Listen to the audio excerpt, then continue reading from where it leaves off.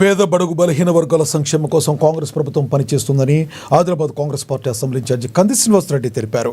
పేదల వైద్య ఖర్చుల నిమిత్తం ముఖ్యమంత్రి సహాయ నిధి నుండి వచ్చిన చెక్కులను ఆయన శనివారం తన క్యాంపు కార్యాలయంలో లబ్ధిదారులకు అందించారు. మొత్తం 3,98,000 విలువ గల 10 చెక్కులు పంపిణీ చేశారు. సీఎంఆర్ఎఫ్ సహాయం కోసం తన క్యాంపు కార్యాలయంలో ప్రత్యేక కౌంటర్ ఏర్పాటు చేశామని, ఆసుపత్రిలో డబ్బులు పెట్టి వైద్యం చేయించుకున్న వారికి ముఖ్యమంత్రి సహాయ నిధి నుండి ఆర్థిక సహాయం కోసం దరఖాస్తు చేసుకోవచ్చని తెలిపారు.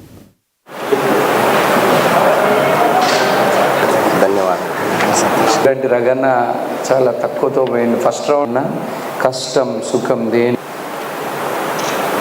మంత్స్ అయిందా, ఇప్పుడు కొంచెం ఆరాం ఉన్నదా?